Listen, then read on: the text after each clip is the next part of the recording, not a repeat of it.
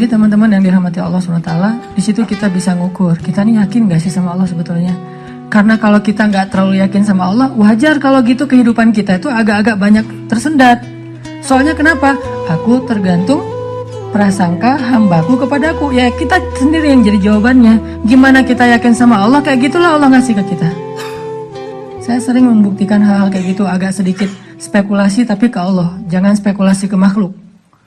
Kalau mau spekulasi, dalam tanda petik gambling, coba gambling ke Allah. Arti gambling ke Allah, lakukan sesuatu yang beresiko, tetapi yang diridhoi Allah ya. Karena kalau beresiko nggak diridhoi Allah kan bahaya. Nggak ada akad berarti dengan Allah. Sesuatu yang beresiko tapi diridhoi Allah. Saya pernah ngebuktiin itu berkali-kali. Menikah. Kok beresiko Ustaz? Nggak punya modal nikahnya. Kan standar pertanyaan paling mainstream tuh kalau mau nikah apa? Dari calon mertua. Kerjanya apa gitu kan ya? Paling mainstream tuh. Kalau saya ditanya kerjanya apa, belum punya pekerjaan, terus gimana ngasih makan? Allah yang ngasih makan. Tapi pede jawabnya, sampai mertua juga belum lagi ngeluarin dalil ya. Kan ustadz lah ya, banyak dalil ya. Ayat, hadis, banyak lah udah saya kumpulin, bisa jadi satu buku tuh. Khusus ayat dan hadis untuk melamar.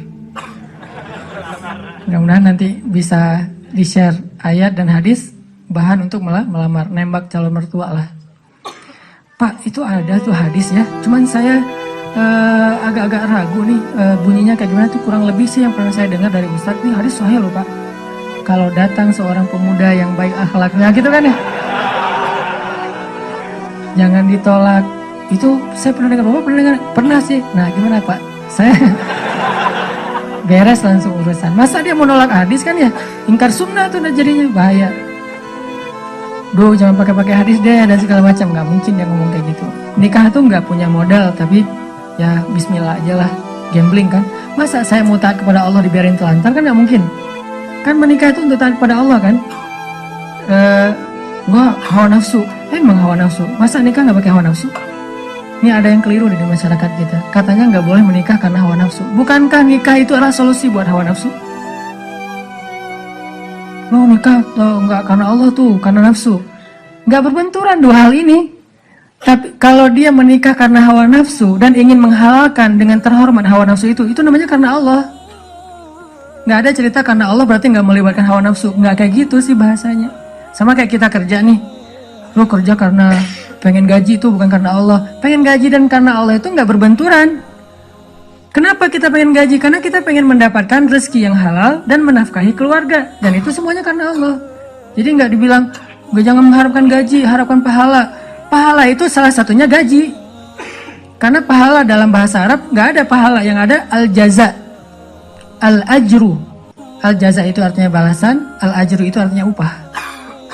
Upah itu bisa dalam bentuk kesehatan, bisa dalam bentuk materi uang, bisa dalam bentuk kebaikan di akhirat, bisa dalam bentuk terhindar dari api neraka, dan seterusnya. Itu al-jaza, al-ajru. Termasuk mendapatkan hak kita dalam sebuah pekerjaan. Nggak masalah mengharapkan, saya kerja di Telkomsel, kenapa? Gajinya gede. Nggak apa-apa. Selama yang kita dapatkan itu halal. Tapi kalau yang kita kejar gaji gede dan syubhat, apalagi haram, itu bukan karena Allah. Termasuk menikah. Menyalurkan, kenapa kamu menikah? Karena saya pengen menyalurkan kebutuhan biologis saya secara halal. Wah, nggak karena Allah nih, nafsu nih. Emang nafsu, emang kenapa? Bukankah Allah mengatakan litaskunu ilaiha? Apa arti litaskunu ilaiha? Supaya tenang, supaya jadi nyaman, gejolak di dalam diri kalian dengan cara kepadanya. Itu bahasa. Dan di Al-Mu'minun juga dikatakan, walladzina hum li furujihim hafizun. Kalau nggak bisa hafizun, maka dia salurkan. Gimana cara nyalurinnya? 2. Illa ala azwajihim. Yang kedua nggak usah dibahas. Yang satu aja. Illa ala azwajihim, kepada istri mereka. Bukan istri mereka, istri-istri mereka. Illa ala azwajihim. Kalau dia menyalurkan dengan cara yang lain selain yang dibolehkan kayak gitu, kata Allah, faulaika humul adun. Dan Allah nggak suka kepada orang yang melampaui batas. Jadi menikah karena Allah, karena saya ingin menyalurkan kebutuhan biologis secara halal misalnya. Makanya mencari yang sesuai dengan kriteria masing-masing. Kalau misalnya ada yang kriterianya harus yang Arab, Cari aja Syarifah, Habaib apa, kalau Habib perempuannya Syarifah kan ya. Atau saya pengen yang oriental, pergi aja ke Korea lah atau ke Jepang. Saya pengen yang misalnya etnik, nah, bisa di Indonesia misalnya. Ini mas selera, nggak masalah. Bukankah Nabi justru mengatakan memilih perempuan itu yang pertama justru fisiknya? Walaupun yang paling berharga bukan fisik, tapi tetap ditaruh yang paling depan. Karena itu yang ketahuan duluan kan. Kita nggak mungkin tahu kesolehannya langsung ketika awal ketemu, ini soleha banget nih, belum tentu. Ketika udah kenal dekat baru tahu ternyata dia rajin tahajud, rajin tilawah. Walaupun kadang-kadang kita ngelihat dia di Instagram postingan terakhir tilawah, alhamdulillah 1 juz hari ini misalnya. Bisa kayak gitu. Tapi rata-rata yang pertama dilihat fisiknya kan ya. Walaupun fisik banyak menipu sih, hasil editan segala macam. Pas ngeliat orangnya, hah? Lebih cantik dari di Instagram sih. Dia salah ngedit. Ini artinya teman-teman, kalau menikah itu karena Allah, kenapa takut? Bukankah Allah sendiri berjanji kalau mereka fuqara, apa arti fuqara? Gak punya apa-apa. Kalau miskin masih punya apa-apa, cuma dikit. Kalau fuqara gak punya apapun. Allah yang yughniyahumullah, Allah yang akan mencukupkan kebutuhan mereka. Oh, Allah yang cukupin, ya udah selesai. Nikah, datang, yuk nikah yuk. Gak gitu sih caranya. Terlalu polos kayak gitu mah pasti ditolak lah. Adalah trik-triknya pasti teman-teman udah mempraktekkan, kalau enggak pasti berstatus masih jomblo ya. Jomblo itu kurang kreatif menurut saya. Kalau yang udah nikah pasti kreatif banget. Tahu banget cara-caranya gimana ya. Alhamdulillah berhasil. Setidaknya untuk dia berhasil setelah puluhan orang yang gagal misalnya. Kalau yang jomblo nih kayaknya harus latihan nih, belajar kepada yang udah nikah, nanti di kantor sambil istirahat sharing deh. Gimana dulu lu nembak calon istri? Gitu aja. Gimana gitu aja, tahajud dulu. Ya Allah yang membolak-balikan hati. Hati dia memang ada di dalam tubuhnya, tapi pemiliknya bukan dia, tapi engkau ya Allah. Setahu saya nih, dia kayaknya hatinya ke si fulan. Dah saya mah gak bisa kecuali dia. Ya Allah, ya Allah, ya Allah. Akhirnya berhasil. Dan saya ngebuktiin itu banget.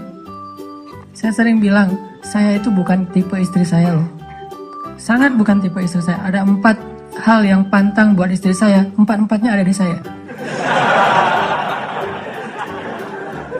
Subhanallah. Kok bisa berhasil? Ustaz.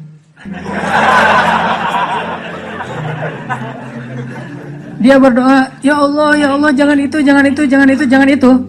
Saya cuma berdoa sekali, ya Allah, please yang itu. Ternyata tiba-tiba ya, kelepek-kelepek, gak berhasil dia. Saya tanya, kenapa kamu milih saya? Bukankah 4-4-nya ada pada saya? Pertama, gak mau orang Sumatera. Katanya orang Sumatera itu keras. Saya? Dulu. Orang Sumatera itu keras. Orang Aceh, Sumatera, kuliah di Mesir. Nggak Mesir mah, Sumateranya Arab. Kan Arab juga ada Sundanya, ada Jawa ya. Sundanya Arab itu kayak Yaman. Itu Sundanya Arab, lembut-lembut. Sampai Nabi sendiri mengakui kan, orang Yaman itu hatinya lembut. Kalau Jawanya Arab tuh yang ulet gitu kerja itu Palestina. Karena Palestina itu terkenal dengan keteguhannya. Tapi kalau Sumateranya Arab, yang ngomongnya keras gitu, belak-belakan, spontannya luar biasa, itu Mesir banget.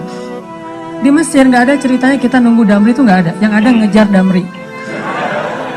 Kita nunggu di halte, Damri ngeliat kita makin iseng tuh, dicepetin. Mahasiswa cepat begitu. Kita lari ngejar. Yang nggak biasa naik Damri itu mahasiswa Malaysia, karena mereka kan beasiswa dari kerajaan, sehingga dianjurkan jangan naik Damri, naik taksi. Tapi kadang-kadang mereka kehabisan duit juga naik Damri. Begitu turun, berlawanan arah itu ngegelundung tuh. Kita di atas ketawa-ketawa aja, Malaysia. Bukan negaranya yang orangnya, karena terbiasa naik taksi, naik MRT. Dan kita mah Damri, desak-desakan. Kalau udah ramai di dalam Damri marah-marah, sallu ala Nabi, udah sallallahu alaihi wasallam. Cara paling sederhana mendamaikan orang di Mesir itu suruh salawat. Humar segala macam. Mereka kalau ngomongnya kasar tuh menyebutnya humar, keledai. Karena keledai itu kan simbol hewan yang bodoh di Al-Quran kan. Ya humar gitu dan segala macam humar. Sallu ala Nabi sallallahu alaihi wasallam. Ya mulai lagi gitu. Tapi pas salawat mereka bisa cooling down dulu dikit. saking menghargai Rasulullah ya. Kadang-kadang ada juga yang sambil marah. Sallallahu ala Nabi, sallallahu alaihi wasallam. Di Mesir, orang Sumatera kuliah di Mesir, kebayangan? Udah Sumatera itu mungkin agak keras, kuliah di Mesir. Jadi wataknya tuh terbentuk dengan dua negeri. Alhamdulillahnya ketemu orang Jawa yang mungkin beda banget dengan Sumatera. Nggak mau dia orang Sumatera. Saya Sumatera. Sumatera Aceh pula. Dan Aceh di tempat markasnya GAM. Aceh PD. Dan itu kan GAM dulu banyak di situ ya. Terus yang kedua, nggak mau yang kulitnya dof.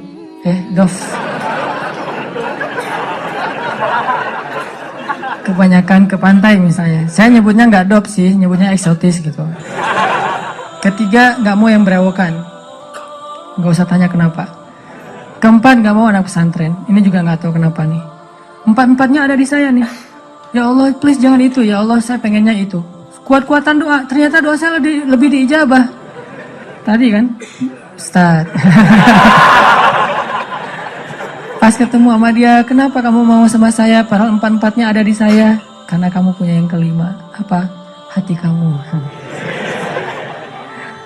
Nggak gitu sih ngomongnya. Yang jujurnya bukan itu mah versi jaim ya. Kalau versi jujurnya, kenapa? Karena kamu pelet gitu ya.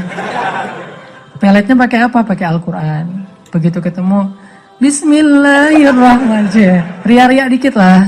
Tapi ria untuk kebaikan kan, biar dapat seseorang yang sesuai dengan isi hati. Ngeklik langsung, ya Allah, berhasil. Dan setelah itu, biarin Allah aja yang ngatur. Mau kerja apa, mau tinggal di mana. Ternyata alhamdulillah saya ngerasain justru rezeki itu Allah mudahin setelah menikah. Dulu awal-awal saya datang ke Bandung, kita ngontraknya itu di rumah yang tempat pembuangan sampah. Di Tegalega tuh, di salah satu lapangan di Bandung, di pojok Tegalega itu ada pembuangan sampah. Kita tinggal di situ. Paling murah soalnya di situ. Mulai saya usaha nerjemahin buku, nggak ada yang mau nerbitin. Terjemahannya jelek katanya. Ya udah deh. Mungkin bukan terjemahannya yang jelek. Lihat muka saya dia sebel. Banyak orang yang lihat muka saya tuh sebel. Termasuk tadi calon istri saya pertama ngeliat muka saya, apaan sih nih orang kayak gini banget. Sekarang kok gini banget ya kamu? Tuh, terjemahin buku nggak bisa. Akhirnya saya nulis buku sendiri. Karena nggak bisa nerjemahin, nulis aja sendiri. Capruk aja pokoknya, nulis apa yang bisa ditulis, tulis. Ditaruh ke penerbit juga nggak ada yang mau nerbitin. Ada satu-satunya penerbit yang mau nerbitin, katanya royaltinya sedikit banget dan bayarnya setahun sekali. Bayangin, royalti setahun sekali. Sedikit sekali lagi tuh. Akhirnya saya terbitin sendiri. Jadi penerbit, jadi direktur, jadi penulis, jadi kuli. Angkat buku pakai kotak Marlboro, lintasin Jalan Soekarno-Hatta, ngirim ke Sumatera, Kalimantan. Pelan-pelan akhirnya usaha nambah dari penerbitan ke jual pulsa. Jadi saya dulu pernah jadi vendor gitu sih, bahasa kerennya, vendor Telkomsel gitu ya. Saya tuh jual pulsa, ada 60 cabang pulsa di Bandung sebelum ada di Alfamart dan Indomaret. 60 cabang pulsa. Terus nambah lagi ke jual beli mobil second. Beli, jual, dikira orang kaya banget, padahal gonta-ganti aja karena emang dijual. Tapi yang harga murah di bawah 100 juta, bukan yang mobil-mobil mahal. Terus coba-coba di properti. Ternyata Allah mudahin setelah menikah. Karena kenapa? Allah yang janjiin. Allah nggak mungkin ingkar janji. Gambling dikit lah di awal. Tapi di tengah dan di akhir kita akan melihat banget gimana Allah nunjukin kebenaran janji-janjinya. Tapi kalau kita nggak berani gambling sama Allah, ya Allah pasti akan nunjukin ke kita yang terbayangkan oleh kita. Saya sering bilang, nasib kita itu tergantung iman. Kalau kita pengen kehidupan kita amazing, kita harus punya iman yang amazing. Kalau kita pengen dapat lebih banyak miracle dalam hidup kita, surprise, berarti iman kita itu harus miracle. Kalau iman kita ilmiah, kita hanya akan mendapatkan kehidupan yang ilmiah, sesuai dengan hitung-hitungan kita. Kalau kayak gini, 1 tambah 1, 2. Kalau kita pengen hidup kita banyak kejutan, 1 tambah 1, 10, berarti kita harus punya keimanan yang amazing, miracle, ajaib kayak gitu. Aku tergantung prasangka hambaku.